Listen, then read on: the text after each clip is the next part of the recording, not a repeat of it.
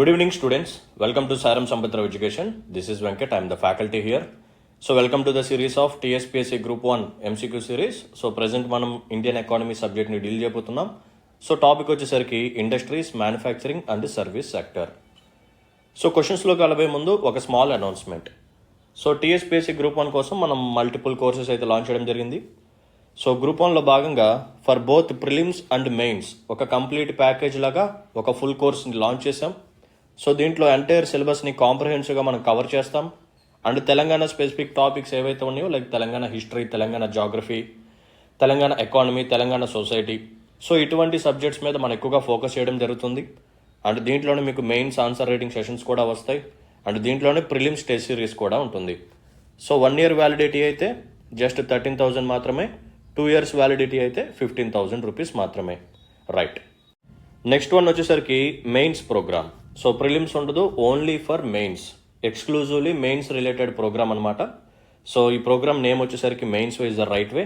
So mains సిలబస్లో mention చేసి ఉన్న ప్రతి కీవర్డ్ మీద నెంబర్ ఆఫ్ క్వశ్చన్స్, అది కూడా కరెంట్ అఫైర్స్ని లింక్ చేసుకొని క్వశ్చన్స్ మనం ఫ్రేమ్ చేసి, సో ప్రతి క్వశ్చన్కి ఎక్స్ప్లెనేషన్ వీడియో ఉంటుంది. అండ్ ప్రతి క్వశ్చన్కి సంబంధించిన PDF కూడా మీకు అప్లోడ్ చేయబడుతుంది. సో మేము ఇనీషియల్గా 500+ మెయిన్స్ క్వశ్చన్స్ వస్తాయని అనుకున్నాం, బట్ అది కౌంట్ చాలా పెరిగింది. 700+ క్వశ్చన్స్ మేము డీల్ చేస్తున్నాం. సో క్వశ్చన్స్లో మేము ఏం చేస్తున్నామంటే కరెంట్ అఫైర్స్ని కూడా పెట్టి మీకు కవర్ చేస్తున్నాం, కాబట్టి మీకు డైనమిక్ ఆస్పెక్ట్ కూడా ఇక్కడ కవర్ అయిపోతుంది అనమాట. రైట్, సో మెయిన్స్ ప్రోగ్రామ్ వచ్చేసరికి 1 year వ్యాలిడిటీతో 8,000 రూపీస్ మాత్రమే, 2 years వ్యాలిడిటీతో 10,000 రూపీస్ మాత్రమే. సో ఒకవేళ మీకు కానీ ఇంట్రెస్ట్ ఉంటే ఇండియన్ ఎకానమీ కానీ సైన్స్ అండ్ టెక్నాలజీ ఈ రెండిట్లో ఏదైనా ఒక కోర్స్ తీసుకోవచ్చు. మీ ఇష్టం, 2 కావాలంటే 2 తీసుకోవచ్చు, ఇండివిజువల్గా తీసుకోవచ్చు. ఓకేనా? సో క్లాసెస్ అనేవి చాలా బాగుంటాయి. సో ట్రస్ట్ మీ, చాలామంది జాయిన్ అయ్యారు. సో ఇక అయితే లేట్ చేయమాకండి, ఎవరికైనా ఇంట్రెస్ట్ ఉంటేనే జాయిన్ అవ్వండి. సో ఇక లేట్ లేకుండా మన సెషన్ని స్టార్ట్ చేద్దాం, పదండి. సో ప్రీవియస్ వీడియోలో ఒక స్టూడెంట్ డౌట్ అడిగారు అనమాట. Sir please clarify my doubt, 2022-2023 at nominal prices live stock contributes 47.69% అని చెప్పి అతను కామెంట్ పెట్టారు. అండ్ సెకండ్ ఇంకో డౌట్ వచ్చేసరికి ఈ అగ్రికల్చర్ అండ్ అలైడ్ సెక్టర్స్లో మేజర్ కాంట్రిబ్యూషన్ వచ్చేసరికి క్రాప్స్ కాదు, క్రాప్స్ సెకండ్ ప్లేస్ అంట. So livestock first place అంటున్నారు. సో ఒకసారి మీరు కానీ చూస్తే ఎకనామిక్ సర్వే 2022-2023 ఓపెన్ చేసుకోండి, మీరే ఓపెన్ చేయండి. ఓపెన్ చేసి అగ్రికల్చర్ అనే టాపిక్ను ఓపెన్ చేయండి. అక్కడ మీకు ఈ పిక్చర్ అనేది ఉంటుంది. ఎందుకంటే మన దగ్గర 2023-2024కి సంబంధించిన ఎకనామిక్ సర్వే రిలీజ్ చేయలేదు, కాబట్టి మన దగ్గర అప్డేటెడ్గా లేటెస్ట్గా ఉన్న ఎకనామిక్ సర్వే 2022-2023. సో దాన్ని ఓపెన్ చేయండి. దాంట్లో మీకు అగ్రికల్చర్ రిలేటెడ్ టాపిక్ ఉంటుంది. సో అక్కడ ఓపెన్ చేసిన తర్వాత ఈ పిక్చర్ కనిపిస్తుంది. సో ఒకసారి చదవండి ఇక్కడ. Though the crop sector is still the major contributor to agriculture GVA, the live stock sector is catching up percentage. ఓకేనా? ఇక్కడ ఆడేమంటున్నాడు, మేజర్ కాంట్రిబ్యూటర్ వచ్చేసరికి స్టిల్ క్రాప్ సెక్టరే అంటున్నాడు. And day by day live stock sector యొక్క contribution పెరుగుతుంది అంటున్నాడు. So ఇక్కడ percentage ఇచ్చాడు చూడండి. సో ఇక్కడ పైన ఉన్న గ్రీన్ లైన్ ఏదైతే ఉందో అదేంటి, it is related to crops అనమాట. పైన ఉన్న గ్రీన్ లైన్ అనేది క్రాప్స్కి సంబంధించింది. సో 100% మనం దీన్ని తీసుకుంటే అగ్రికల్చర్ అండ్ అలైడ్ సెక్టర్స్ని, దీంట్లో 55% వచ్చేసరికి క్రాప్సే ఇస్తుంది. ఓకేనా? సో 55% కాంట్రిబ్యూషన్ వచ్చేసరికి క్రాప్స్ నుంచే. మరి దీన్ని బట్టి ఏది ఫస్ట్ ప్లేస్ అమ్మా? Crops first place. సో మీకు లైవ్ స్టాక్ అంటున్నారు కదా, సో లైవ్ స్టాక్కి సంబంధించింది ఈ బ్లాక్ అనమాట. సో ఈ block, this is livestock. So livestock వచ్చేసరికి మీకు అరౌండ్ ఒక 30.1% దాకా ఉంటుంది ఇది livestock. And next one వచ్చేసరికి ఫారెస్ట్రీ అండ్ లాగింగ్ అనమాట.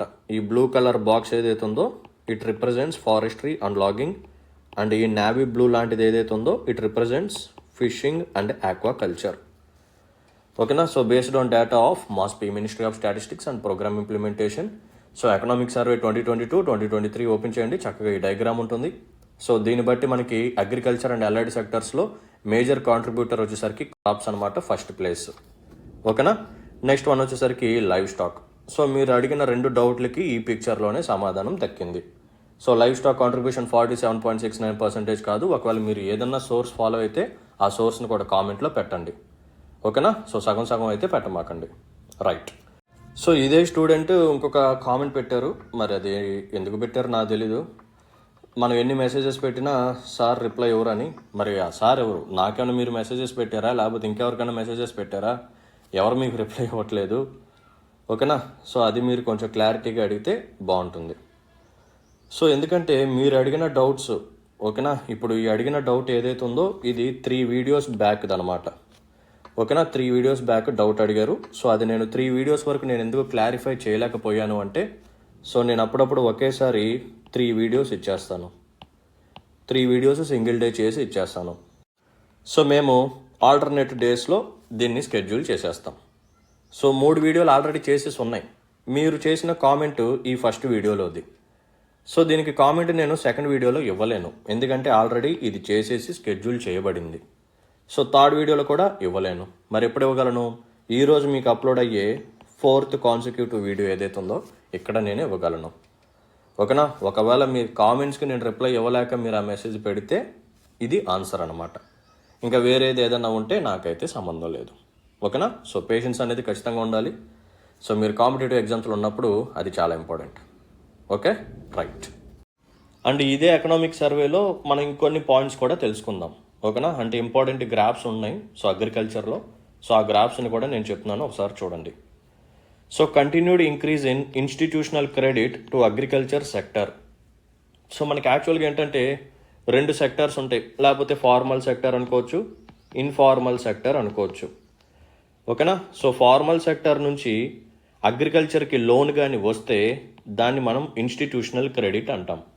ఒకవేళ ఇన్ఫార్మల్ సెక్టర్లోకి ఎవరెవరు వస్తారు అంటే మనీ లెండర్సు, చిట్ ఫండ్స్ ఇవి వస్తాయి. సో వాళ్ళ దగ్గర నుంచి ఈ రైతులకి, అగ్రికల్చర్ సెక్టర్కి ఈ డబ్బులు కానీ లోన్స్ కానీ వెళితే దాన్ని మనం నాన్ ఇన్స్టిట్యూషనల్ క్రెడిట్ అంటాం. సో ఇన్స్టిట్యూషనల్ క్రెడిట్ ఎక్కువగా ఉంటే మంచిదా, నాన్ ఇన్స్టిట్యూషనల్ క్రెడిట్ ఎక్కువగా ఉంటే మంచిదా? అఫ్కోర్స్ ఇన్స్టిట్యూషనల్ క్రెడిట్ ఎక్కువగా ఉంటే మంచిది. ఎందుకంటే ఈ నాన్ ఇన్స్టిట్యూషనల్ క్రెడిట్ ఏదైతే ఉందో, ఇన్ఫార్మల్ సెక్టర్ ఏదైతే ఉందో, దీంట్లో ఇంట్రెస్ట్ రేట్లు అనేవి చాలా ఎక్కువగా ఉంటాయి. సో ఫార్మర్స్ యొక్క ఇన్నోసెన్స్ని యూజ్ చేసుకొని, ఫార్మర్స్ యొక్క ఇన్నోసెన్స్ని క్యాష్ చేసుకోవడం కోసం మనీ లెండర్స్ ఎక్కువగా వడ్డీ రేట్లని ఛార్జ్ చేసి, ఓకేనా, సో కట్టలేనంత అప్పుల్లోకి తీసుకెళ్ళిపోయి ఆ ల్యాండ్ని జప్తు చేసేసుకుంటారు. ఫోర్స్ఫుల్ ఎవిక్షన్స్ అనేవి జరుగుతాయి. సో అందుకనే ఈ ఫార్మర్స్ని ఇన్ఫార్మల్ సెక్టర్ నుంచి కాపాడి ఫార్మల్ సెక్టర్లోకి తీసుకురావడం కోసం మనం చాలా ప్రయత్నాలు చేస్తూ ఉంటాం. దాంట్లో ఒకటే ఈ ఫినాన్షియల్ ఇంక్లూజన్ అనే టాపిక్, ప్రధానమంత్రి జన్ధన్ యోజన, ఓకేనా. సో రాను రాను అగ్రికల్చర్ సెక్టర్కి ఇన్స్టిట్యూషనల్ క్రెడిట్ అనేది బాగా పెరుగుతుంది అంటున్నారు. అంటే అగ్రికల్చర్ సెక్టర్కి వెళ్ళే లోన్స్ ఏవైతే ఉన్నాయో దాంట్లో ఇన్స్టిట్యూషనల్ క్రెడిట్ కూడా పెరుగుతుంది అంటున్నాడు. సో చూడండి 2014-15 నుంచి మనం చూసుకుంటే గ్రోత్ అనేది పెరుగుతూ వెళ్ళింది.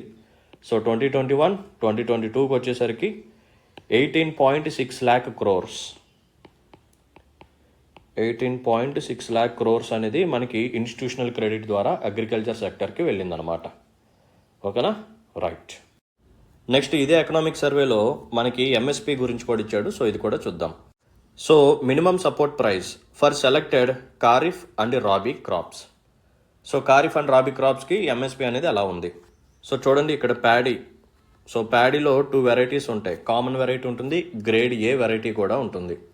Next maize, next toor, moong dal, urad, groundnut, soybean, cotton. So కాటన్లో కూడా మనకి లాంగ్ స్టేపుల్ ఉంటుంది, మీడియం స్టేపుల్ అనే వెరైటీ కూడా ఉంటుంది. Wheat, gram, rapeseed and mustard. So ఇక్కడ చూడండి 2022, 2023లో అండ్ ప్రీవియస్ ఇయర్స్లో ఎంఎస్పి అనేది ఎలా ఉంది. సో ఈ పర్టికులర్ క్రాప్స్కి మనం అనౌన్స్ చేసే ఎంఎస్పి ఏదైతే ఉందో అది పెరుగుతుందా, తగ్గుతుందా?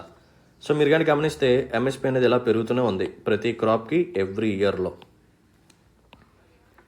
ఓకేనా. అంటే ప్రీవియస్ ఇయర్తో కంపేర్ చేసినప్పుడు మనం ఎంఎస్పిని పెంచుకుంటూనే వెళ్తున్నాం తప్ప తగ్గించుకుంటూ వెళ్ళట్లేదు, ఓకేనా. సో 2022, 2023 ఇది లేటెస్ట్ కాబట్టి, అంటే ఈ ఎకనామిక్ సర్వేలో దీన్ని మనం ప్రీవియస్ ఇయర్తో కంపేర్ చేస్తే ఎక్కువగానే ఉంది, ఓకేనా. సో ఇక్కడ కనిపిస్తున్న గ్రీన్ లైన్స్ ఏవైతే ఉన్నాయో ఇదంతా 2022, 2023లో ఎంఎస్పి అనమాట, ఖారిఫ్ అండ్ రాబీ క్రాప్స్కి.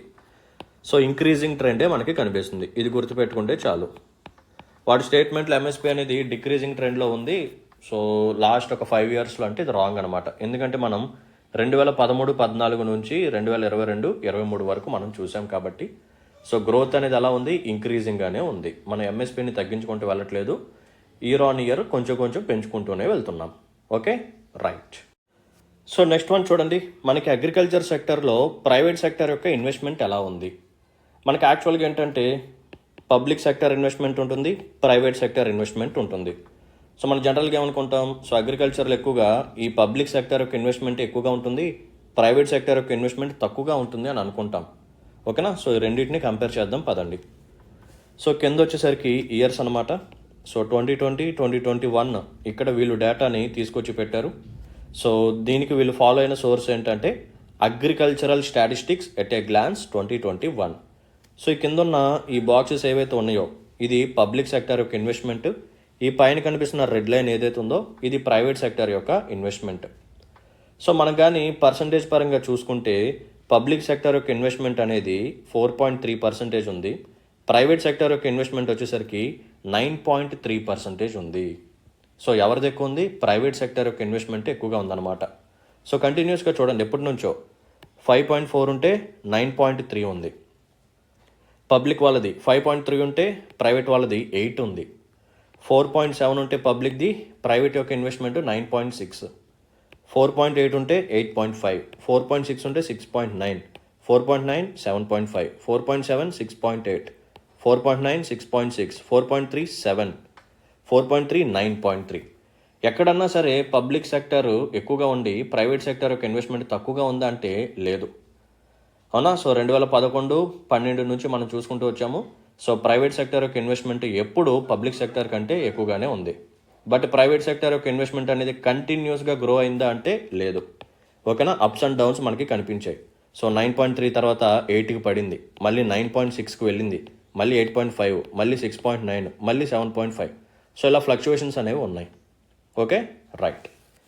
నెక్స్ట్ మనం చూడాల్సింది ఏంటంటే అగ్రికల్చర్ యొక్క గ్రోత్ రేట్ అనమాట. అగ్రికల్చర్ అండ్ అలైడ్ సెక్టర్స్ యొక్క రెసిలియంట్ గ్రోత్. ఎందుకంటే మనకి కోవిడ్-19 వచ్చింది కదా, సో ఇంత ఎక్కువగా ఇంపాక్ట్ పడినా సరే మన యొక్క అగ్రికల్చర్ గ్రోత్ అనేది రెసిలియంట్గానే ఉంది. సో దానికి సంబంధించిన గ్రాఫ్ ఒకసారి చూద్దాం. ఇక్కడ మీరు కానీ గమనిస్తే 2014-15లో నెగిటివ్ గ్రోత్ రేట్ ఉంది. ఎంత, -0.2 అన్నమాట పర్సంటేజ్ నెగిటివ్ గ్రోత్ రేట్ 2014-15లో. గుర్తుపెట్టుకోండి, ఇది కూడా మీకు స్టేట్మెంట్ అడిగే ఛాన్స్ ఉంది. So agriculture growth rate in 2014-15 ఇది నెగిటివ్ గ్రోత్ రేట్ అనమాట, -0.2. నెక్స్ట్ చూడండి 0.6, నెక్స్ట్ 6.8, 6.6, మళ్ళీ చూడండి 2.1, సో 5.5. సో మనకి ఇది ఎప్పుడు 5.5 అనేది 2019-20. సో ఈ టైంలోనే మనకి ఇక కోవిడ్ స్టార్ట్ అయింది కాబట్టి సో 2020-2021కి వచ్చేసరికి తగ్గిందనమాట, 3.3% ఉంది. బట్ పాజిటివ్లోనే ఉంది, నెగిటివ్లో లేదు. ఓకేనా, నెక్స్ట్ 21-22 వచ్చేసరికి 3%. ఇది గ్రోత్ రేట్ ఆఫ్ అగ్రికల్చర్. ఓకేనమ్మా, right. So let's look at the first question. Which one of the following is a రా మెటీరియల్ ఓరియంటెడ్ ఇండస్ట్రీ? సో రా మెటీరియల్ ఓరియంటెడ్ ఇండస్ట్రీ అంటే మీనింగ్ ఏంటంటే మనం ఇండస్ట్రీని లేకపోతే కంపెనీని ఇది ఏదైతే ఉందో దీన్ని రా మెటీరియల్స్కి దగ్గరగా పెట్టుకుంటాము, రా మెటీరియల్స్కి సోర్స్కి దగ్గరగా పెట్టుకుంటామన్నమాట. దీన్నే మనం రా మెటీరియల్ ఓరియంటెడ్ ఇండస్ట్రీ అని చెప్పి పిలుస్తాం. ఫర్ సపోజ్ ఇదంతా ఒక రీజన్ అనుకోండి, మనకి ఇక్కడ ఒక పర్టికులర్ రా మెటీరియల్ దొరుకుతుంది. సో ఇప్పుడు నేనేం చేస్తాను, ఈ రా మెటీరియల్ని బేస్ చేసుకుని ఉండే కంపెనీ కానీ ఇండస్ట్రీ కానీ ఏదైతే ఉందో దాన్ని ఈ పర్టికులర్ ప్లేస్కి దగ్గరలో పెట్టుకుంటాను. అంతేగాని అక్కడ కాకుండా ఇక్కడ పెట్టుకున్నాను అనుకోండి, ఇక్కడ నుంచి రా మెటీరియల్స్ని ఎక్స్ట్రాక్ట్ చేసి ఇక్కడ వరకు నేను ట్రాన్స్పోర్టేషన్ చేసుకోవాలి. సో ఇదంతా లాంగ్ జర్నీ అవుతుంది. ఓకేనా, సో కాస్ట్ కూడా పెరిగిపోతుంది అనమాట. సో అలా కాకుండా నాకు ఎక్కడైతే రా మెటీరియల్స్ దగ్గరగా దొరుకుతాయో అక్కడే నేను ఇండస్ట్రీని పెట్టుకుంటాను. సో దీన్నే మనం రా మెటీరియల్ ఓరియంటెడ్ ఇండస్ట్రీ అంటాం. సో కింద 4 ఎగ్జాంపుల్స్ ఇచ్చాడు. సో దీంట్లో ఏది రా material oriented industry? First one sugar industry, ship industry, petroleum industry, light engineering industry. So ఈ పర్టికులర్ క్వశ్చన్కి ఆన్సర్ ఏంటంటే పెట్రోలియం ఇండస్ట్రీ అనమాట. సో మనకి క్రూడ్ ఆయిల్ ఉంటుంది కదా, సో దీన్నే మనం రిఫైనరీస్లోకి యూజ్ చేసి సో మనకి పెట్రోల్ కానీ డీజిల్ కానీ వీటిని తీసుకొస్తామన్నమాట. ఓకేనా, సో క్రూడ్ ఆయిల్ అనేది రా మెటీరియల్. సో మనకి ఎక్కడైతే ఎక్కువగా క్రూడ్ ఆయిల్ అనేది లభిస్తుందో అక్కడే మనం పెట్రోలియం ఇండస్ట్రీని పెడతామన్నమాట. సో పెట్రోలియం ఇండస్ట్రీ ఏదైతే ఉందో it comes under raw material oriented industry. ఓకేనమ్మా, రైట్. సో నెక్స్ట్ క్వశ్చన్ చూడండి అమ్మా. Which of the following are causes of slow growth of private enterprises in India's industrialisation? So మనకి 1850 to 1957 ఈ particular industrialisation time period ఏదైతే ఉందో, ఈ time పీరియడ్లో మనకి ప్రైవేట్ ఎంటర్ప్రైజెస్ యొక్క గ్రోత్ అనేది చాలా స్లోగా జరిగిందంట. మరి దానికి రీజన్స్ ఏంటి? What are the reasons? First one, unimaginative private enterprise, short sighted Indian industrialist. So మన ఇండియాకి సంబంధించిన ఈ క్యాపిటలిస్టులు కానీ ఇండస్ట్రియలిస్టులు కానీ ఎవరైతే ఉన్నారో వాళ్ళకి విజన్ అనేది జస్ట్ ఒక షార్ట్ టర్మ్ లాగే ఉంది తప్ప లాంగ్ టర్మ్ విజన్ చాలా తక్కువ మందికి ఉంది. సో అందుకనే ప్రైవేట్ ఎంటర్ప్రైజెస్ యొక్క గ్రోత్ అనేది మన ఇండియాలో తక్కువగా ఉంటుంది అని అంటున్నాడు. ఎస్, ఈ స్టేట్మెంట్ కరెక్టే. Next one, complete absence of financial institutions to help transfer of savings to industrial investment. So మన ఇండియాలో ఫినాన్షియల్ ఇన్స్టిట్యూషన్స్ కూడా ఆ టైం పీరియడ్లో సరిగ్గా లేవు. సో దీని ద్వారా మనం దాచుకునే సేవింగ్స్ ఏవైతే ఉన్నాయో ఇవి ఇన్వెస్ట్మెంట్ లాగా, ఇండస్ట్రీస్కి కావాల్సిన ఇన్వెస్ట్మెంట్ లాగా కన్వర్ట్ అవ్వలేకపోయింది. ఒకవేళ ఫినాన్షియల్ ఇన్స్టిట్యూషన్స్ బాగా ఉంటే మన యొక్క సేవింగ్స్ అనేది ఇండస్ట్రీస్కి కావాల్సిన ఇన్వెస్ట్మెంట్ లాగా మారేది. బట్ ఫినాన్షియల్ ఇన్స్టిట్యూషన్స్ సరిగ్గా లేకపోవడం ద్వారా ఇది జరగలేదన్నమాట. సో సెకండ్ స్టేట్మెంట్ కూడా కరెక్టే. Next one, banking was not highly developed and was more concerned with commerce rather than industry. So ఆ టైంలో బ్యాంకింగ్ సిస్టమ్ కూడా అంత ఎక్కువగా డెవలప్ అవ్వలేదు. అండ్ ఆ టైంలో మనం ఎక్కువగా కామర్స్ మీద ఎక్కువగా ఫోకస్ చేసాం, ఇండస్ట్రీ మీద ఫోకస్ చేయలేదు. సో సెకండ్ స్టేట్మెంట్ కూడా కరెక్టే. సో ఈ పర్టికులర్ క్వశ్చన్కి ఆన్సర్ ఏంటంటే ఆల్ ఆఫ్ దీస్. ఓకేనా? సో ఇంకా అడిషనల్ పాయింట్స్ కూడా చెప్తాను చూడండి. సో ఎందుకు ప్రైవేట్ ఎంటర్ప్రైజెస్ అనేది ఇండియాలో ఎక్కువగా గ్రో అవ్వలేదు ఆ టైం పీరియడ్లో అంటే రీజన్స్ వచ్చేసరికి, first one British rule, next one lack of social mobility చాలా తక్కువగా ఉంది. And next one shortage of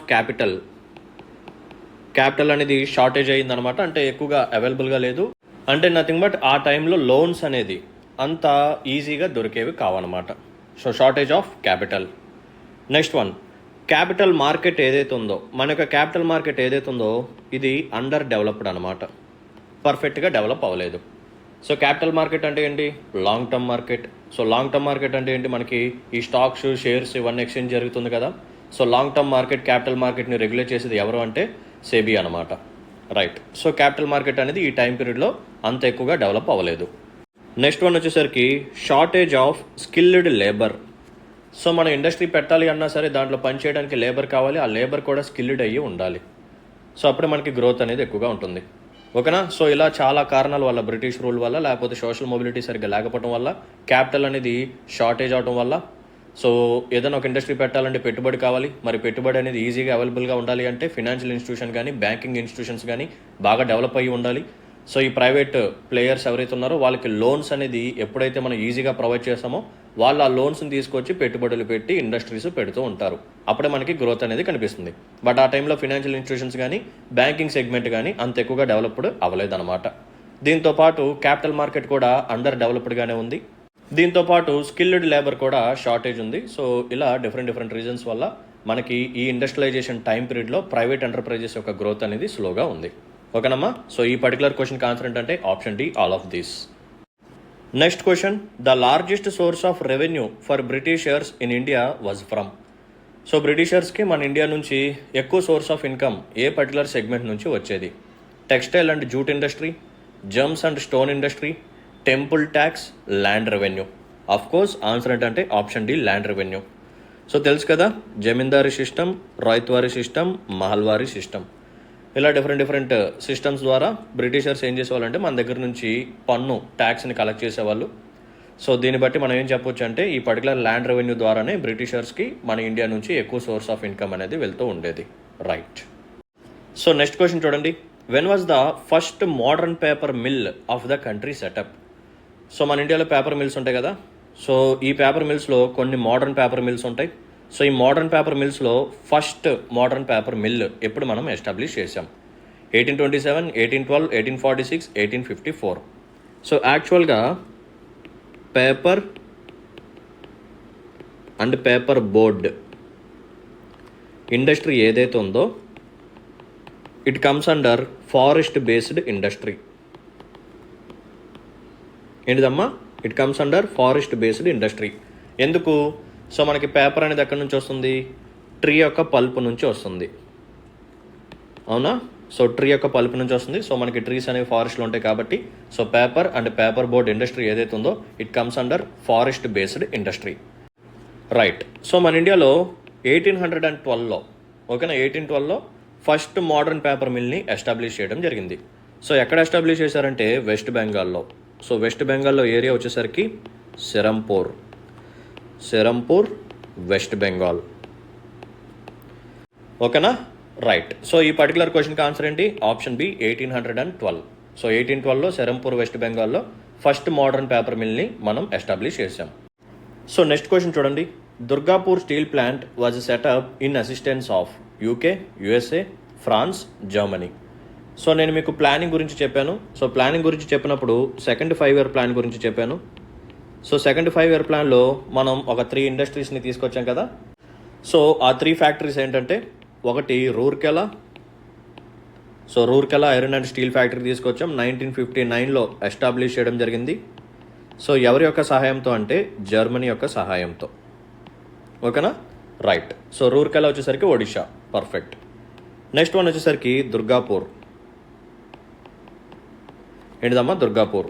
so దీన్ని కూడా మనం 1959లో ఎస్టాబ్లిష్ చేసాం.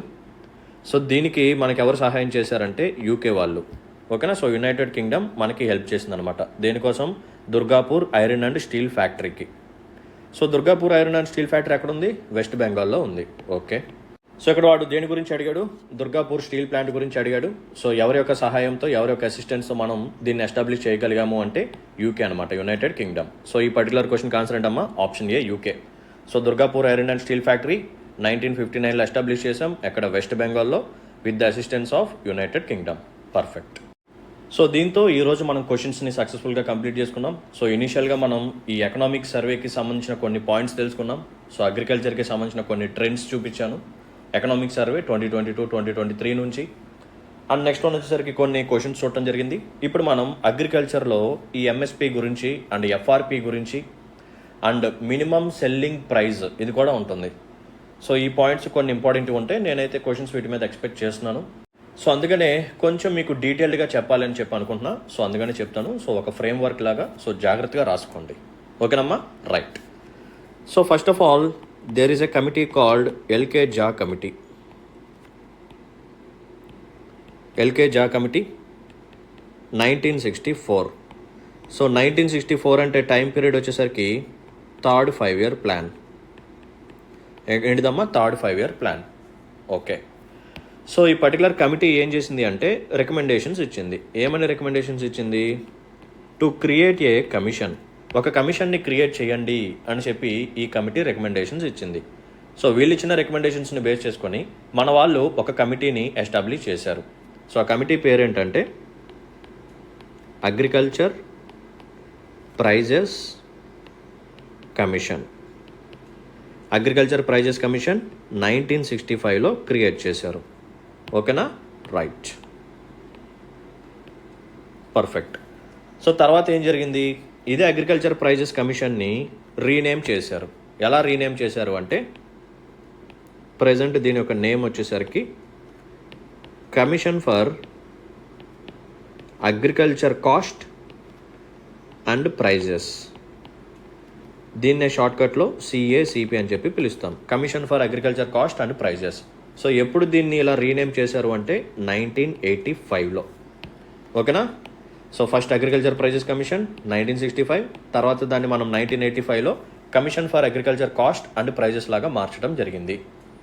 సో CACPలో టోటల్గా ఎంతమంది ఉంటారు అంటే కాంపోజిషన్ వచ్చేసరికి 5 members. Composition of CACP 5 members. So ఆ 5 మెంబర్స్ ఎవరు అంటే ఫస్ట్ మెంబర్ వచ్చేసరికి చైర్మన్, సెకండ్ మెంబర్ వచ్చేసరికి member secretary, and next member వచ్చేసరికి ఒక అఫీషియల్ మెంబర్ ఉంటారు, 1 official member, and remaining 2 persons వచ్చేసరికి నాన్ అఫీషియల్ మెంబర్స్ అనమాట. 2 నాన్ అఫీషియల్ మెంబర్స్. సో వీళ్ళు యాక్చువల్గా ఫార్మర్ కమ్యూనిటీని రిప్రజెంట్ చేస్తారు. ఈ నాన్ అఫీషియల్ మెంబర్స్ ఎవరైతే ఉన్నారో they represent the farmer community. Okay, right. So ఈ పర్టికులర్ సిఏసిపి ఏదైతే ఉందో it actually recommends the MSP. ఇదేం చేస్తుంది? ఎంఎస్పిని రికమెండ్ చేస్తుంది. ఓకే, అండ్ ఎంఎస్పితో పాటు ఫెయిర్ అండ్ రెమ్యునరేటివ్ ప్రైస్ని కూడా ఇదే రికమెండ్ చేస్తుంది అనమాట. సో ఎంఎస్పి వచ్చేసరికి ఎన్ని క్రాప్స్కి అంటే 22 క్రాప్స్. దీన్ని ఇంకొకలాగా రాయొచ్చు, అదేంటంటే 23 కమోడిటీస్. ఈ వేరియేషన్ ఎందుకు వస్తుందంటే ఒకే క్రాప్లో 2 వెరైటీస్ ఉండే సిచ్యువేషన్స్ ఉంటాయి. లైక్ ప్యాడీ తీసుకోండి, ప్యాడీలో మనకి 2 వెరైటీస్ ఉంటాయి. ఎలా అంటే common variety and grade A variety. ప్యాడీలో కామన్ వెరైటీ ఉంటుంది, గ్రేడ్ ఏ అనే వెరైటీ కూడా ఉంటుంది. అండ్ కాటన్లో కూడా లాంగ్ స్టేపుల్, మీడియం స్టేపుల్ అని చెప్పి కూడా ఉంటుంది అనమాట. ఓకేనా, రైట్. సో సిఏసిపి ఏదైతే ఉందో it recommend MSP for 22 crops or 23 commodities. And fair and remunerative price వచ్చేసరికి ఒక్కదానికి, అదేంటంటే షుగర్ కేన్. ఓకేనమ్మా, రైట్. సో ఈ పర్టికులర్ 22 క్రాప్స్లో మనం డివిజన్ చేసుకుంటే ఖారిఫ్ సీజన్కి 14 క్రాప్స్ ఉంటాయి. So 14 kharif crops. And next one వచ్చేసరికి 6 rabi crops.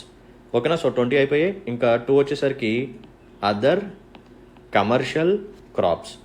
So other commercial crops ఏంటంటే కోప్రా ఒకటి, జూట్ ఒకటి.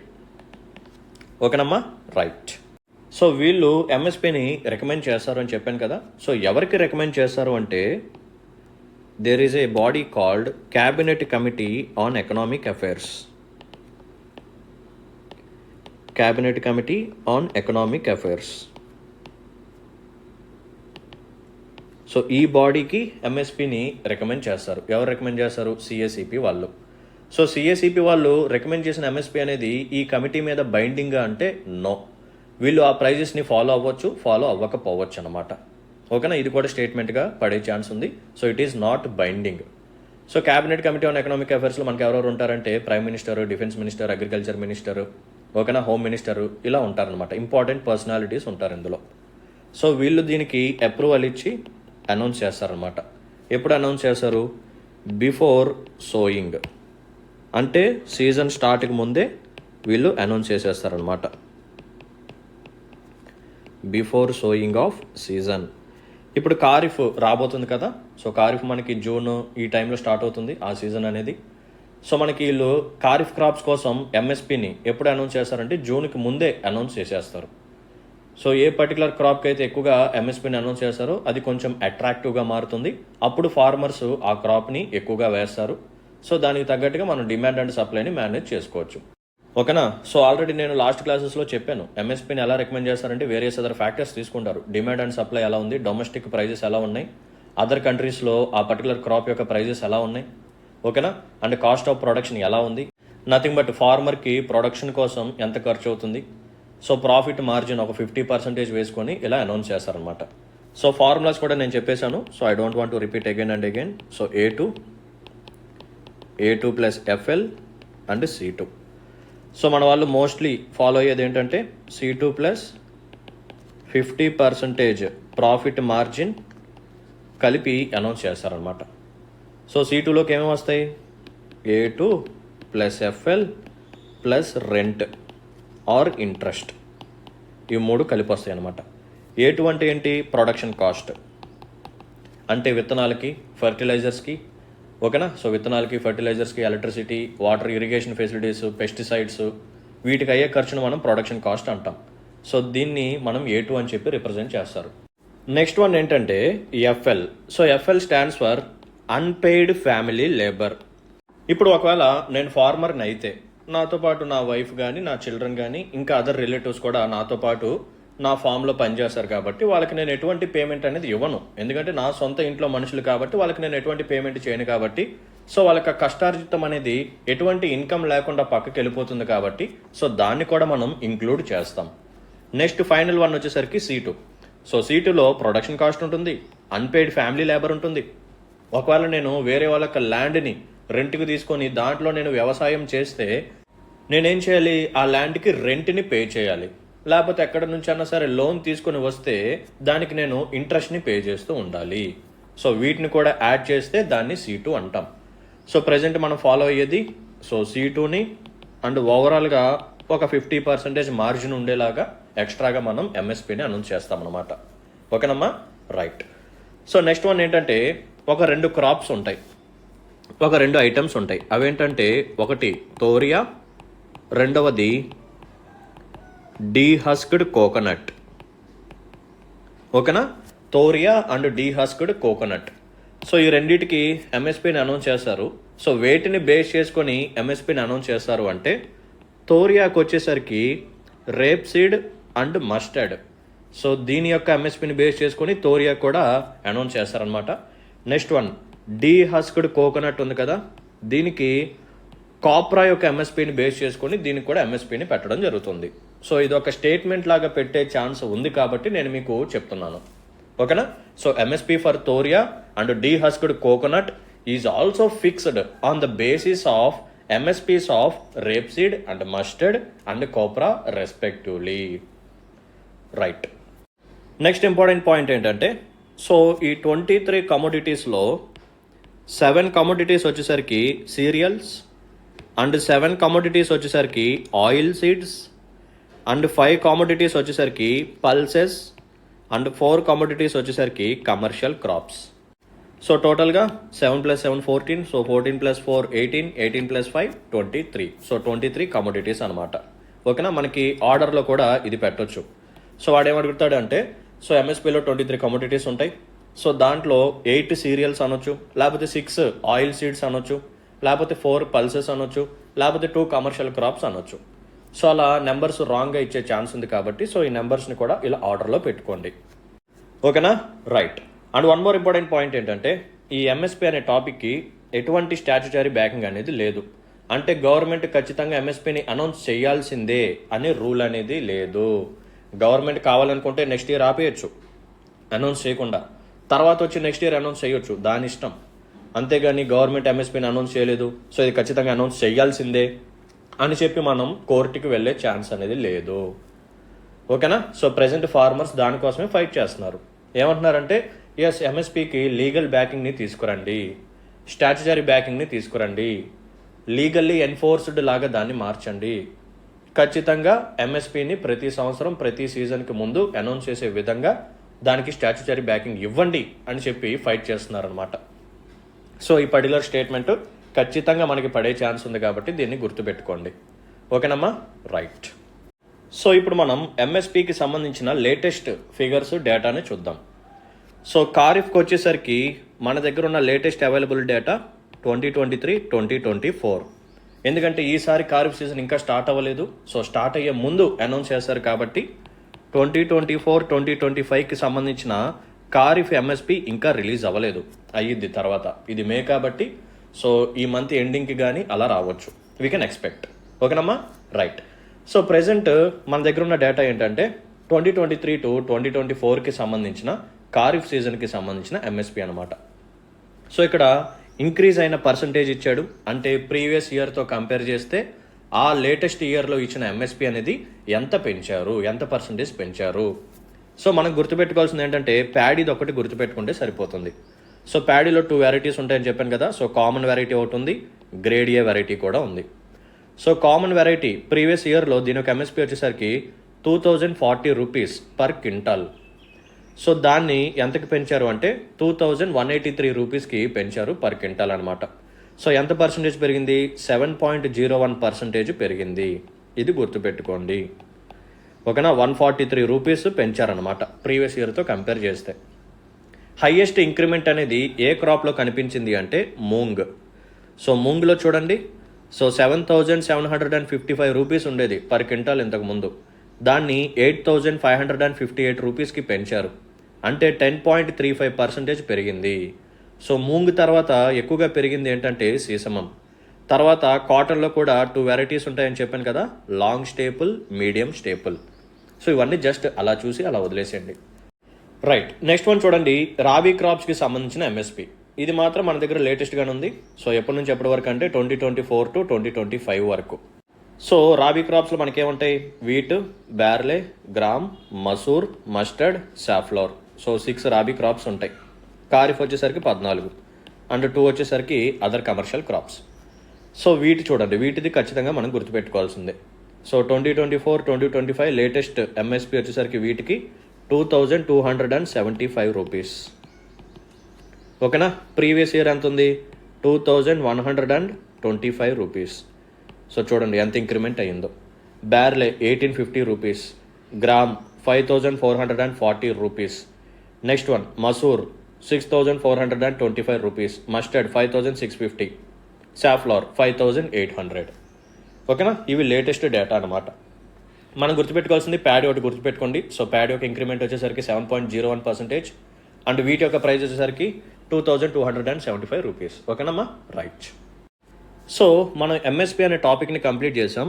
నెక్స్ట్ మనం చూడాల్సింది ఏంటంటే ఫెయిర్ అండ్ రెమ్యూనరేటివ్ ప్రైస్. ఇది చాలా ఇంపార్టెంట్. దీంట్లో కొన్ని కొత్త విషయాలు మీరు తెలుసుకుంటారు. సో ఎక్కడి నుంచి ఎలా ఇది ఎవల్యూషన్ జరిగింది, సో ఎఫ్ఆర్పి రాకముందు ఏముంది, ఏ పదం మనం యూజ్ చేసేవాళ్ళం, అవన్నీ చెప్తాను. సో జాగ్రత్తగా అటెన్షన్ పే చేసి వినండి. So fair and remunerative price. So ఈ ప్రైస్ని ఎవరు పే చేశారంటే it will paid by millers. ఓకేనా. సో మిల్స్ ఉంటాయి కదా, షుగర్ కేన్ మిల్స్. సో వాటి యొక్క ఓనర్స్ ఈ షుగర్ కేన్ని పండించి అమ్మే రైతులకి పే చేసేదాన్ని ఫెయిర్ అండ్ రెమ్యూనరేటివ్ ప్రైస్ అని చెప్పి పిలుస్తాం. సో ఈ ఎఫ్ఆర్పి అనే కాన్సెప్ట్ని ఎప్పుడు తీసుకొచ్చారంటే 2009లో తీసుకొచ్చారు. ఎలా తీసుకొచ్చారు చెప్తాను చూడండి. సో వీటన్నిటికీ ఒక మెయిన్ యాక్ట్ ఉంటుందన్నమాట. ఆ యాక్ట్ పేరు ఏంటంటే ఎసెన్షియల్ కమోడిటీస్ యాక్ట్. ఏంటిదమ్మా? Essential commodities act 1955. ఇది యాక్ట్ అనమాట. సో దీని కింద ఈ యాక్ట్ ప్రకారం గవర్నమెంట్ ఏం చేసిందంటే ఒక ఆర్డర్ని ఇష్యూ చేసింది. ఆ ఆర్డర్ పేరేంటంటే sugar cane control order 1966. So sugar cane control order 1966 అని చెప్పి సో దీన్ని పాస్ చేశారు. సో దీన్ని పాస్ చేసి ఒక పదాన్ని తీసుకొచ్చారనమాట. ఆ వర్డ్ ఏంటంటే స్టాచ్యుటరీ మినిమం ప్రైస్ అనే కాన్సెప్ట్ని తీసుకొచ్చారు. ఏంటిది? Statutory minimum price. దీన్ని తీసుకొచ్చారనమాట. అంటే షుగర్ కేన్కి ఒక స్టాచ్యుటరీ మినిమం ప్రైస్ అనే కాన్సెప్ట్ని తీసుకొచ్చారు. ఓకేనమ్మా, రైట్. తర్వాత ఏం జరిగింది అంటే ఈ particular sugar cane control order 1966 ఏదైతే ఉందో దీన్ని అమెండ్మెంట్ చేశారు. ఇప్పుడు 2009వ సంవత్సరంలో ఈ షుగర్ కేన్ కంట్రోల్ ఆర్డర్ 1966ని అమెండ్ చేసి ఈ పదాన్ని మార్చేసి కొత్త పదాన్ని తీసుకొచ్చారు. ఆ కొత్తగా తీసుకొచ్చిన పదం ఏంటంటే ఫెయిర్ అండ్ రెమ్యూనరేటివ్ ప్రైస్. ఓకేనా. సో ఎఫ్ఆర్పికి ముందు షుగర్ కేన్కి యూజ్ చేసిన పదం ఏంటంటే స్టాచ్యుటరీ మినిమం ప్రైస్. ఇవన్నీ ఎక్కడి నుంచి వచ్చాయి? ఎసెన్షియల్ కమోడిటీస్ యాక్ట్ 1955 నుంచి వచ్చాయి. సో దాని ప్రకారం మనం ఒక ఆర్డర్ని ఇష్యూ చేసాం, sugar cane control order 1966. So దాని ప్రకారమే మనం ఈ కాన్సెప్ట్స్ అన్నీ తీసుకొచ్చామన్నమాట. ఓకే. సో ఈ particular sugar cane control order 1966 మనకేం చెప్తుంది అంటే ఖచ్చితంగా పేమెంట్ అనేది వితిన్ 14 డేస్లో అయిపోవాలి. ఓకేనా. సో రైతు ఉన్నాడు, రైతు ఏం చేశాడు? షుగర్ కేన్ని తీసుకొచ్చాడు. ఎవరికి ఇచ్చాడు? షుగర్ కేన్ మిల్ ఓనర్కి ఇచ్చాడు. సో మనోడు ఏం చేస్తాడు? షుగర్ కేన్ మిల్ ఓనరు ఈ షుగర్ కేన్ని తీసుకొని సో దాని నుంచి షుగర్ని ఎక్స్ట్రాక్ట్ చేస్తాడు. సో ఎక్స్ట్రాక్ట్ చేసిన తర్వాత ఒక రేషియోని క్యాలిక్యులేట్ చేస్తాడు. సో ఆ రేషియోని మనం ఏమంటామంటే రికవరీ రేట్ అని చెప్పి పిలుస్తాం. ఈ పదాలన్నీ ఇంపార్టెంటే. ఓకేనా, గుర్తుపెట్టుకోండి. టెర్మినాలజీ చాలా important. Recovery rate. So recovery rate అంటే ఏం లేదమ్మా, సో నేను ఎంత షుగర్ కేన్ని యూజ్ చేస్తున్నాను, నాకు ఎంత షుగర్ అనేది లభిస్తుంది. సో తక్కువ షుగర్ కేన్కి ఎక్కువ షుగర్ కానీ నాకు లభిస్తే రికవరీ రేటు చాలా ఎక్కువగా ఉన్నట్టు. నేను ఎక్కువగా షుగర్ కేన్ని అంటే చెరుకు గడల్ని ఎక్కువగా పెట్టినా సరే నాకు తక్కువ షుగర్ కానీ వస్తే దాన్ని మనం ఏమంటామంటే లెస్ రికవరీ రేట్ అని చెప్పి పిలుస్తాం. ఓకేనమ్మా, రైట్. సో ఇక్కడ ఏం జరిగింది? ఫార్మర్ వచ్చాడు, షుగర్ కేన్ తీసుకొచ్చి మిల్ ఓనర్కి ఇచ్చేసాడు. సో మిల్ ఓనర్ ఏం చేసుకుంటాడు? ఆ షుగర్ కేన్ నుంచి షుగర్ని ఎక్స్ట్రాక్ట్ చేసుకుంటాడు. సో ఈ షుగర్ కేన్ ఇచ్చిన డేస్ నుంచి 14 డేస్ లోపు ఖచ్చితంగా ఈ మిల్ ఓనరు ఫార్మర్కి ఈ ఎఫ్ఆర్పి ప్రకారం పేమెంట్ అనేది చేసేయాల్సిందే. ఓకేనమ్మా, రైట్. ఇక్కడ ఇంకొక ఇంపార్టెంట్ పాయింట్ కూడా ఉంది. సో ఈ ఎఫ్ఆర్పిని కావాలనుకుంటే సింగిల్ పేమెంట్లో కట్టేయచ్చు, లేకపోతే ఇన్స్టాల్మెంట్ కూడా కట్టొచ్చు అనమాట. ఇన్స్టాల్మెంట్ బేసిస్లో అంటే there can be a chance for agreement. ఎవరి మధ్య అగ్రిమెంట్? మిల్ ఓనర్కి అండ్ ఫార్మర్కి మధ్య అగ్రిమెంట్. మిల్ ఓనర్ ఫార్మర్ని పిలిచి సో రైతు ఇలా నువ్వు నాకు షుగర్ కేన్ ఇచ్చావు కదా, నేను ఒకేసారి కట్టలేగను, సో నా దగ్గర కూడా అంత అమౌంట్ లేదు, సో నేనేం చేస్తానంటే ఇన్స్టాల్మెంట్స్ బేస్డ్గా నేను నీకు ఈ అమౌంట్ని కడతాను అని చెప్పి ఒక అగ్రిమెంట్కి రావచ్చు అనమాట. ఓకేనా? సో ఒక ఈఎంఐ లాగా కడుతూ ఉంటాడు. ఓకే, ఒకవేళ ఈ మిల్ ఓనర్ ఎవడైతే ఉన్నాడో వాడు ఇన్స్టాల్మెంట్స్ని ఆన్ టైంలో పే చేయకపోతే ఏమవుతుందంటే ఈ మిల్ ఓనర్ మీద పెనాల్టీ అనేది పడుతుంది. సో ఎంత పెనాల్టీ పడుతుంది అంటే అప్ టు 15% పర్ యానం. ఓకేనా? So up to 15% per annum అనేది ఇంట్రెస్ట్ అనేది మనవాడి మీద పడుతుందన్నమాట. ఎప్పుడు? ఈ ఇన్స్టాల్మెంట్స్ డిలే అయినప్పుడు. సో స్టేట్మెంట్ వస్తుంది. సో ఎప్పుడైతే మిల్ ఓనర్ ఇన్స్టాల్మెంట్స్ని డిలే చేస్తాడో అప్ టు ఎంత పర్సంటేజ్ వరకు మనకి ఇంట్రెస్ట్ అనేది పడుతుంది? Up to 15% per annum. ఇది కూడా గుర్తుపెట్టుకోండి. Okay, right. So present FRP ఎంత ఉంది అనేది కూడా చూద్దాం. సో షుగర్ కేన్కి ప్రెజెంట్ ఎఫ్ఆర్పి వచ్చేసరికి 340 రూపీస్, 340 రూపీస్ పర్ కింటా. ఓకేనా? రైట్. సో ఇంతకుముందు ఎఫ్ఆర్పితో కంపేర్ చేస్తే 8% గ్రోత్ అనేది పెరిగిందనమాట. సో ఇది 2024 టు 2025కి సంబంధించిన ఎఫ్ఆర్పి డేటా. సో 2024-25కి సంబంధించిన షుగర్ కేన్ ఎఫ్ఆర్పి ఎంత అంటే 340 రూపీస్ పర్ కింటా. సో ప్రీవియస్ ఇయర్కి సంబంధించిన ఎఫ్ఆర్పితో కంపేర్ చేస్తే 8% పెరిగింది. ఓకేనా? ఇంకొక పాయింట్ కూడా గుర్తుపెట్టుకోండి. అదేంటంటే ఈ ఎఫ్ఆర్పికి ఒక రికవరీ రేట్ అనేది ఉంటుంది. సో అది ఎంత అంటే 10.25% అనమాట. ఓకే, సో ఎఫ్ఆర్పికి రికవరీ రేట్ వచ్చేసరికి 10.25%. సో ఇందా చెప్పాను కదా, ఏది రికవరీ రేట్ అంటే ఏంటి? ఎంత షుగర్ కేన్ యూజ్ చేస్తున్నామో ఎంత షుగర్ అనేది మనకు వస్తుంది. ఒకవేళ తక్కువ షుగర్ కేన్ యూజ్ చేసి ఎక్కువ షుగర్ని కానీ మనం ఎక్స్ట్రాక్ట్ చేస్తే సో మిల్ ఓనర్కి బాగా ప్రాఫిట్స్ వస్తాయి కాబట్టి అక్కడ రికవరీ రేట్ అనేది ఎక్కువగా ఉంటుంది. ఒకవేళ ఎక్కువ షుగర్ కేన్ యూజ్ చేసినా కానీ సో ఎక్కువగా షుగర్ని తీసుకురాలేకపోతే అక్కడ రికవరీ రేట్ అనేది తక్కువగా ఉంటుంది. ఈ పాయింట్స్ని గుర్తుపెట్టుకోండి. So recovery rate 10.25%, FRP 340 rupees per quintal, 8% పెరిగింది. సో 14 days లోపు పేమెంట్ అనేది చేసేయాలి. ఓకేనా? 14 days లోపు మిల్ ఓనర్ అనేది ఫార్మర్కి పే చేసేయాలి. ఒకవేళ ఇలా కాదు అనుకుంటే ఇన్స్టాల్మెంట్ ఆప్షన్ కూడా వెళ్ళొచ్చు. అక్కడ ఏం చేయాలి? అగ్రిమెంట్ అనేది చేయాలి. సో రైతు మిల్ ఓనర్ ఇద్దరు అగ్రిమెంట్ పెట్టుకొని ఇన్స్టాల్మెంట్స్లో కూడా పే చేయొచ్చు. ఒకవేళ ఇన్స్టాల్మెంట్స్ కానీ డిలే అయితే పెనాల్టీ పడుతుంది. ఎంత పెనాల్టీ పడుతుంది? అప్ టు 15% పర్ యానం అనమాట. ఓకేనా? రైట్. సో ఇంకొక ఇంపార్టెంట్ పాయింట్ ఏంటంటే ఈ ఎఫ్ఆర్పిని ఎవరు అనౌన్స్ చేస్తారు లేకపోతే ఎవరు తీసుకొస్తారంటే సెంట్రల్ గవర్నమెంట్ తీసుకొస్తుంది. ఓకే, సో మన ఇండియాలో top sugar cane producing states కొన్ని ఉన్నాయి.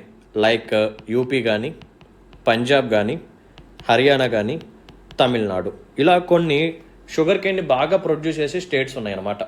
ఇక్కడ ఇంకొక ఇంపార్టెంట్ పాయింట్ వస్తుంది. అదేంటంటే ఈ స్టేట్ గవర్నమెంట్స్ ఏవైతే ఉన్నాయో వీళ్ళు కూడా ఒక ప్రైస్ని అనౌన్స్ చేస్తారనమాట. సో దాన్ని ఏమని చెప్పి పిలుస్తామంటే స్టేట్ అడ్వైజ్డ్ ప్రైస్, షార్ట్కట్లో SAP అని చెప్పి పిలుస్తాం. స్టేట్ గవర్నమెంట్ కూడా షుగర్ కేన్కి ఒక ఎఫ్ఆర్పి లాగా అనౌన్స్ చేస్తుంది. సో దాన్నే మనం స్టేట్ అడ్వైజ్డ్ ప్రైస్ అని చెప్పి పిలుస్తాం. సో జనరల్గా ఈ SAP ప్రైస్ ఏదైతే ఉందో ఇది ఖచ్చితంగా ఎఫ్ఆర్పి కంటే ఎక్కువే ఉంటుందన్నమాట.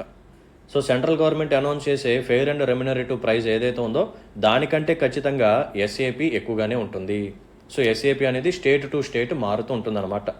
యూపీ కావాలనుకుంటే 400 పెట్టొచ్చు, పంజాబ్ కావాలనుకుంటే 500 పెట్టొచ్చు.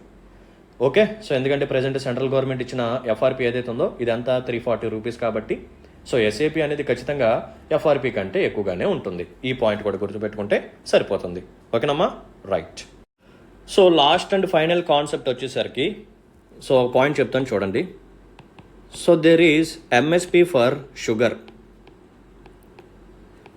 సో షుగర్కి కూడా MSP ఉంది అంటే మీరేమంటారు? నమ్ముతారా నమ్మరా? యాక్సెప్ట్ చేస్తారా రిజెక్ట్ చేస్తారా? ఇందాక మనం ఏం చేసాము? సో MSP గురించి ప్రీవియస్ క్లాస్లో కూడా మనం మాట్లాడుకున్నాం. సో 22 క్రాప్స్ ఉంటాయి, 23 కమోడిటీస్ ఉంటాయి.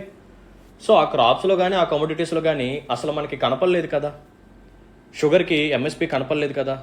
మరి ఇప్పుడు ఎలా ఆలోచించండి. ఎస్, షుగర్కి కూడా MSP ఉంది. బట్ ఈ MSP అనేది ఆ MSP కాదు, ఇది వేరే MSP. ఇక్కడ MSP అంటే మీనింగ్ ఏంటంటే మినిమం సెల్లింగ్ ప్రైస్. ఏంటిదమ్మా? Minimum selling price. సో మనం నార్మల్గా యూజ్ చేసే MSP యొక్క మీనింగ్ ఏంటి? Minimum support price. Okay, so minimum support price వేరు, మినిమం సెల్లింగ్ ప్రైస్ వేరు. ఇలాగే మినిమం ఎక్స్పోర్ట్ ప్రైస్ కూడా ఉంటుంది. ఇది కూడా మీకు ఎకానమీలో వస్తాయి. ఓకేనా, మినిమం ఎక్స్పోర్ట్ ప్రైస్ అంటే ఇండియా నుంచి మనం వేరే దేశాలకి different goods and services export చేస్తూ ఉంటాం కదా. సో ముఖ్యంగా ఆనియన్స్ తీసుకోండి. మన ఇండియాలో ఆనియన్స్ బాగా షార్టేజ్ అయినాయి అనుకోండి. ఇండియాలో ఆనియన్స్ షార్టేజ్ అయింది, సో సప్లై తగ్గింది, ప్రైజెస్ పెరిగాయి. ఈ టైంలో మనం ఎక్కువగా ఎక్స్పోర్ట్ చేసామనుకోండి ఆనియన్స్ని వేరే దేశాలకి, ఇంకా అవైలబిలిటీ అనేది తగ్గిపోతుంది. మన ఇండియాలో అవైలబిలిటీ ఆఫ్ ఆనియన్స్ ఇంకా బాగా తగ్గిపోతుంది. బాగా తగ్గిపోతే ఏమవుతుంది, ఇంకా ప్రైజెస్ పెరుగుతాయి. సో ఇది మంచిది కాదు. సో మనం ఏం చేయాలి, ఈ టైంలో ఎక్స్పోర్ట్స్ని కంట్రోల్ చేయాలి, ఎక్స్పోర్ట్స్ని రెడ్యూస్ చేయాలి. ఎలా చేయాలి, ఈ మినిమం ఎక్స్పోర్ట్ ప్రైస్ని పెంచాలి. సో మినిమం ఎక్స్పోర్ట్ ప్రైస్ అంటే ఏం లేదమ్మా, సో ఇంతకంటే తక్కువ ప్రైస్కి ఎక్స్పోర్ట్ చేయకూడదు. Just for example 1 kg onion equal to 100 rupees అనుకోండి ఎక్స్పోర్ట్ ప్రైస్ ఒకప్పుడు, జస్ట్ ఫర్ ఎగ్జాంపుల్. ఇప్పుడు ఏం జరిగిందంటే ఈసారి వర్షాల వల్ల లేకపోతే డిఫరెంట్ రీజన్స్ వల్ల ఆనియన్స్ యొక్క ప్రొడక్షన్ అనేది, సప్లై అనేది ఇండియాలో తగ్గింది. సో ఏమైంది, సప్లై తగ్గితే ప్రైజెస్ పెరిగాయి. సో ఆనియన్స్ యొక్క ప్రైజెస్ బాగా పెరిగిపోయాయి. సో సప్లై తగ్గింది, అవైలబిలిటీ తగ్గింది. ఈ టైంలో మనం వేరే దేశాలకి ఎక్స్పోర్ట్ చేయడం మంచిది కాదు. ఎందుకంటే మన దగ్గరే తక్కువగా ఉన్నప్పుడు వేరే దేశాలకు మనం ఎక్కువగా ఎక్స్పోర్ట్ చేస్తే ఇంకా అవైలబిలిటీ తగ్గిపోయి ఇంకా ప్రైజెస్ బాగా పెరిగిపోయే ఛాన్స్ ఉంది. So it leads to food inflation. ఇది కరెక్ట్ కాదు. సో అందుకని చెప్పి మనం ఏం చేస్తామంటే ఎక్స్పోర్ట్స్ని కంట్రోల్ చేయాలి, ఆనియన్ యొక్క ఎక్స్పోర్ట్ని రెడ్యూస్ చేయాలి ఫర్ షార్ట్ టైం పీరియడ్. కొంచెం టైం పీరియడ్ వరకు మనం ఆనియన్స్ యొక్క ఎక్స్పోర్ట్ని తగ్గించాలి. ఎలా తగ్గించాలి, డైరెక్ట్గా వెళ్ళిపోయి మీరు ఆనియన్స్ని ఎక్స్పోర్ట్ చేయకూడదు, ఆపండి, వెనక్కి పంపిండి అని చెప్పి అంటాం కరెక్ట్ కాదు. సో మనం ఏం చేయాలి అంటే మినిమం ఎక్స్పోర్ట్ ప్రైస్ అనే కాన్సెప్ట్ని తీసుకురావాలి. So present minimum export price వచ్చేసరికి ఇంతకు ముందు 1 kg ఈక్వల్ టు 100 రూపీస్ అనుకున్నాం కదా. సో ఇప్పుడు ఏం జరిగింది, ఆనియన్స్ అవైలబిలిటీ తగ్గిపోయింది కాబట్టి 1 kg వచ్చేసరికి 150 రూపీస్ పెడదాం మినిమం ఎక్స్పోర్ట్ ప్రైస్. అంటే ఏంటి, మన దేశం నుంచి ఆనియన్స్ని ఎక్స్పోర్ట్ చేసే పర్సన్ ఎవడైతే ఉన్నాడో వీడు 150 రూపాయల కంటే తక్కువకి ఎక్స్పోర్ట్ చేయకూడదు వేరే దేశాలకి. ఓకేనా. సో ఇప్పుడు ఏం జరుగుతుంది అంటే ఒకప్పుడు ఆనియన్స్ అనేవి అమెరికాలో 100 రూపాయలకి అవైలబుల్గా ఉండేవి, ఇప్పుడు 150 రూపీస్ అయ్యింది. సో 150 రూపీస్ అంటే సో 50% ప్రైస్ పెరిగింది కదా. సో వాళ్ళు ఆనియన్స్ని కొనడానికి ఇష్టపడరు. ఓకేనా, వాళ్ళు ఆనియన్స్ కొనడానికి ఇష్టపడరు. సో అక్కడ మనవాడికి బిజినెస్ కూడా తగ్గిపోతుంది. సో అప్పుడు మనవాడు ఏం చేస్తాడు, ఇండైరెక్ట్గా ఎక్స్పోర్ట్స్ని తగ్గించుకుంటాడు. సో ఎప్పుడైతే ఈ మినిమం ఎక్స్పోర్ట్ ప్రైస్ గవర్నమెంట్ తగ్గిస్తుందో, మళ్ళీ 1 kg ఈక్వల్ టు 100 రూపీస్కి తీసుకొస్తుందో, అప్పుడే వీడు ఎక్స్పోర్ట్స్ని పెంచుకుంటాడనమాట. ఇలా ఇండైరెక్ట్గా మనం కంట్రోల్ చేయాలి. ఇది మినిమం ఎక్స్పోర్ట్ ప్రైస్. ఓకేనా. సో సిచ్యువేషన్ వచ్చినప్పుడు, టైం వచ్చినప్పుడు తర్వాత మళ్ళీ చెప్తాను, డోంట్ వరీ. సో ఇక్కడ మినిమం సెల్లింగ్ ప్రైస్ అంటే ఏంటంటే, సో నేనున్నాను, సో నాకు ఒక ఫ్యాక్టరీ ఉంది. ఏంటిది ఫ్యాక్టరీ అంటే షుగర్ ఫ్యాక్టరీ. సో నేను షుగర్ని తయారు చేస్తాను. ఎలా, రైతుల దగ్గర నుంచి షుగర్ కేన్ని పర్చేజ్ చేసి నేను షుగర్ని తయారు చేస్తాను. ఓకేనా, డన్. సో నేను రైతుల దగ్గర నుంచి షుగర్ కేన్ని కొనాలి. ఎలా కొనాలి, ఎఫ్ఆర్పిని బేస్ చేసుకొని కొనాలి. ఫెయిర్ అండ్ రెమ్యునరేటివ్ ప్రైస్ని బేస్ చేసుకొని రైతుల దగ్గర నుంచి నేను షుగర్ కేన్ కొనాలి. అది 14 రోజుల్లో పేమెంట్ చేసేయాలి. ఒకవేళ సింగిల్ పేమెంట్ చేయకపోతే ఇన్స్టాల్మెంట్ ఆప్షన్ ఉంటుంది. సో ఇన్స్టాల్మెంట్ ఆప్షన్స్ ఏవైతే ఉన్నాయో, ఒకవేళ నేను డిలే పేమెంట్ కానీ చేస్తే ఇన్స్టాల్మెంట్స్లో నా మీద ఎంత వడ్డీ పడే ఛాన్స్ ఉంది, అప్ టు 15% ఇంట్రెస్ట్ పడే ఛాన్స్ ఉంది. సో ఇలా చాలా ఉన్నాయి. సో ఎఫ్ఆర్పి ఉంది. జస్ట్ ఫర్ ఎగ్జాంపుల్ ఎఫ్ఆర్పి 100 రూపాయలు అనుకోండి. ఎంత, 100 రూపాయలు. సో ఈ 100 రూపాయల యొక్క షుగర్ కేన్ యూజ్ చేసి నేను షుగర్ని తయారు చేశాను. సో 3 kg షుగర్ వచ్చింది నాకు. ఓకేనా, 100 రూపీస్ వర్త్ ఉన్న షుగర్ కేన్ యూజ్ చేస్తే నాకు 3 kg షుగర్ అనేది వచ్చింది. ఇప్పుడు నాకు ప్రాఫిట్స్ రావాలి అంటే ఖచ్చితంగా ఈ 3 kg ఏదైతే ఉందో దీన్ని నేను 100 రూపాయల కంటే ఎక్కువకే అమ్మాలి. తక్కువ అమ్మితే నాకు లాసే కదా, అంతే కదా. నేను షుగర్ కేన్ని 100 రూపాయలు పెట్టుకొని 3 kg షుగర్ని తీసుకొచ్చి దాన్ని నేను 100 రూపాయల కంటే తక్కువ అమ్మాను అనుకోండి, నాకు పెట్టిన పెట్టుబడి కూడా రాదు. సో నాకు ఖచ్చితంగా ప్రాఫిట్స్ అనేది రావాల్సిందే. సో ఇప్పుడు నేనేం చేయాలి, ఈ 3 kgsని నేను 100 రూపీస్ కంటే ఎక్కువకే అమ్మాలి. ఓకేనా, రైట్. ఇప్పుడు నేను ఇష్టం వచ్చినంత ప్రైస్ పెట్టి అమ్మటానికి కుదరదు. పర్ కేజీ 60 రూపీస్ అమ్మేస్తా, 70 రూపీస్ అమ్మేస్తా అంటే కుదరదు అనమాట. సో గవర్నమెంట్ ఏం చేస్తుందంటే మినిమం సెల్లింగ్ ప్రైస్ అని చెప్పి ఒక కాన్సెప్ట్ని తీసుకొస్తుంది. అరే బాబు, ఇదిగో నువ్వు ఈ ఎంఎస్పీని బేస్ చేసుకుని షుగర్ని అమ్ముకో. ఓకేనా, సో ఇంతకంటే తక్కువకి నువ్వు అమ్ముకోవాల్సిన అవసరం అయితే లేదు. ఓకేనా, సో దీనికంటే ఎక్కువకే అమ్ముకో, దీనికంటే తక్కువకి అమ్ముకోవాల్సిన అవసరం అయితే లేదు. సో నేను నీకు సపోర్టివ్గా ఉంటాను, నీకు ఖచ్చితంగా ప్రాఫిట్స్ వస్తాయి అని చెప్పి మినిమం సెల్లింగ్ ప్రైస్ అనే కాన్సెప్ట్ని తీసుకొచ్చింది గవర్నమెంట్ అనమాట. సో ఎప్పుడు తీసుకొచ్చిందంటే 2018లో తీసుకొచ్చిన కాన్సెప్ట్ ఇది. సో వెరీ రీసెంట్గా వచ్చింది కాబట్టి సో జాగ్రత్తగా అటెన్షన్ పే చేసి వినండి. సో జూన్ 2018లో minimum selling price for sugar అనే కాన్సెప్ట్ని తీసుకొచ్చారు. సో ఇది తీసుకురావడం కోసం ఒక ఆర్డర్ని పాస్ చేశారు. సో ఆ ఆర్డర్ ఎలా వచ్చిందో చూద్దాం. So actually there is an act called essential commodities act 1955. ఇందా మనం మాట్లాడుకున్నాం కదా, సో సేమ్ యాక్ట్ అనమాట. సో ఎసెన్షియల్ కమోడిటీస్ యాక్ట్ 1955 ప్రకారం ఒక ఆర్డర్ని పాస్ చేశారు. సో ఆర్డర్ పేరేంటంటే షుగర్ ప్రైస్ కంట్రోల్ ఆర్డర్ 2018. అక్కడ ఉండే పదం ఏంటి? Sugar cane control order 1966. ఇక్కడ ఉండేదేంటి? Sugar price control order 2018. ఇవి రెండు ఎసెన్షియల్ కమోడిటీస్ యాక్ట్ నుంచే వచ్చాయి. ఓకేనా? Right. So present as of now మనకి ఈ minimum selling price for sugar వచ్చేసరికి ఎంత ఉందంటే 31 రూపీస్ పర్ కేజీ. ఈ ప్రైస్ని ఎప్పుడు ఫిక్స్ చేశారో తెలుసా? 2018లో ఫిక్స్ చేశారు. మరి 2018 నుంచి ఇప్పటి వరకు దీంట్లో ఎటువంటి ఇంక్రిమెంట్ అనేది తీసుకురాలేదు. ఇదే చాలా నెగిటివ్ సిచ్యువేషన్ అనమాట. చాలామంది ఈ ఫ్యాక్టరీ ఓనర్స్ అదే అడుగుతున్నారు. ఈ మిల్స్ అసోసియేషన్ వాళ్ళు రిక్వెస్ట్ చేస్తున్నారు గవర్నమెంట్ని, బాబు నువ్వు ఎప్పుడో 2018లో తీసుకొచ్చావు మినిమం సెల్లింగ్ ప్రైస్ని, దీనికి ఆపోజిట్గా ఉండేది ఫెయిర్ అండ్ రెమ్యునరేటివ్ ప్రైస్. ఈ ఎఫ్ఆర్పి అనేది మేము రైతులకి పే చేయాలి, మినిమం సెల్లింగ్ ప్రైస్ అనేది మేము మార్కెట్లో అమ్ముకునేది. నువ్వేమో ఎఫ్ఆర్పి పెంచుకుంటూ వెళ్తున్నావు కానీ మినిమం సెల్లింగ్ ప్రైస్ని మాత్రం పెంచట్లేదు. సో దయచేసి మినిమం సెల్లింగ్ ప్రైస్ని పెంచు. సో ఒక సిచ్యువేషన్ చెప్తాను చూడండి. ఒకవేళ ఈ మినిమం సెల్లింగ్ ప్రైస్ అనేది 35 రూపాయలు ఉందనుకోండి, ఇది ఒక సిచ్యువేషన్. గవర్నమెంట్ ఎంఎస్పిని పెంచి 50 రూపాయలకి తీసుకెళ్ళింది అనుకోండి. ఇప్పుడు ఏం జరుగుతుంది?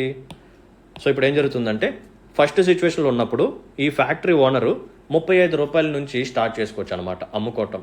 కేజీ షుగర్ వచ్చేసరికి 35 రూపాయల నుంచి స్టార్ట్ చేయొచ్చు. ఓకే. సెకండ్ సిచ్యువేషన్లో ఏం చేయొచ్చు? ఈ పర్టికులర్ షుగర్ని 50 రూపీస్ నుంచి అమ్మటం స్టార్ట్ చేయొచ్చు. ఓకేనా? సో 15 రూపాయలు ఇక్కడ పెరిగిందనమాట. ఒకప్పుడు 35 రూపాయల దగ్గర నుంచి కౌంటింగ్ అనేది స్టార్ట్ అవుతుంది. ఇప్పుడు డైరెక్ట్గా 50 రూపీస్ నుంచి నువ్వు మార్కెట్లో స్టార్ట్ చేయొచ్చు అనమాట. 55 చెప్పొచ్చు, 60 చెప్పొచ్చు. ఎందుకంటే నీకు ఆల్రెడీ 50 అనేది సపోర్టివ్గా ఉంది కాబట్టి. సో ఇప్పుడు ఎప్పుడైతే ఎంఎస్పి అనేది ఈ మినిమం సెల్లింగ్ ప్రైస్ని పెంచుతారో ఈ ఫ్యాక్టరీ ఓనర్స్కి సో ఒక డీసెంట్ అమౌంట్కి అమ్ముకునే ఛాన్స్ వస్తుంది. ఎందుకంటే ఫ్యాక్టరీ ఓనర్స్ ఏం చేస్తున్నారు? ఎఫ్ఆర్పి ప్రైస్కి రైతుల దగ్గర కొంటున్నారు, అక్కడ అది పెరుగుతుంది. ఓకేనా? సో ఈ ఇన్పుట్ ఏదైతే ఉందో, షుగర్ కేన్ ఏదైతే ఉందో, దీని యొక్క కాస్ట్ పెరుగుతుంది ఫ్యాక్టరీ ఓనర్స్కి. ఇంకో పక్క ఈ మినిమం సెల్లింగ్ ప్రైస్ ఏదైతే ఉందో ఇది పెరగట్లా, వీళ్ళకి ఇక్కడ సపోర్ట్ రావట్లేదు.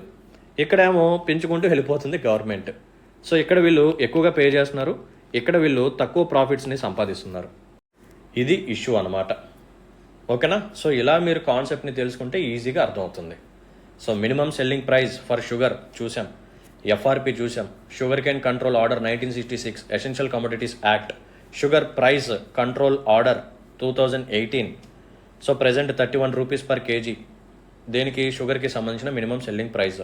అండ్ ఎఫ్ఆర్పి వచ్చేసరికి షుగర్ కేన్కి 340 రూపీస్ పర్ క్వింటల్, 8% పెరిగింది. సో ఎఫ్ఆర్పిని 2009లో తీసుకొచ్చాం. ఎలా? By amending sugar cane control order 1966 అనమాట. అంతకుముందు ఎఫ్ఆర్పికి యూజ్ చేసే పదం ఏంటంటే statutory minimum price. And MSP గురించి కూడా మనం డీటెయిల్గా చూసాం. ఎల్కేజా committee, agriculture prices commission, commission for agriculture cost and prices, cabinet committee on economic affairs, so సిఎస్ఈపీలో కాంపోజిషన్ అన్నీ మనం మాట్లాడుకోవడం జరిగింది. ఓకేనమ్మా? రైట్. సో ఇంత కష్టపడి, సో ఇంత డీటెయిల్డ్గా, ఇంత ఓపికతో మీకు ఎక్కడ ఎవరు చెప్పరు. అది కూడా ఎంసీక్యూ సెషన్స్లో ఎకానమీ లాంటి సబ్జెక్ట్ని హ్యాండిల్ చేయడం చాలా కష్టం. అది మీకు అర్థమయ్యే విధంగా ఇంత క్రిస్టల్ క్లియర్ ఎక్స్ప్లెనేషన్ అనేది ఎక్కడ ఉండదు. సో దయచేసి ఇటువంటి సెషన్స్ని యూటిలైజ్ చేసుకోండి, బాగా ప్రిపేర్ అవ్వండి. All the best. ఓకేనా? రైట్. సో ఇక్కడితో ఈ సెషన్ ఎండ్ చేస్తున్నాను. సో నెక్స్ట్ సెషన్లో మరికొన్ని క్వశ్చన్స్తో మీ ముందుకు వస్తాను. So thanks for watching this video. ఇలాగే రెగ్యులర్గా వాచ్ చేయండి. అండ్ మీకు కానీ నాకు ఎక్స్ప్లెనేషన్ కానీ నచ్చినట్టయితే please hit the like button and మీ యొక్క వాల్యుబుల్ కామెంట్ మెన్షన్ చేయండి. అండ్ మీ ఫ్రెండ్స్ అండ్ ఫెలో ఆస్పిరెంట్స్కి కూడా షేర్ చేయండి. ఓకేనమ్మా? Right. So see in the next session. Until then take care. Bye. జై హింద్.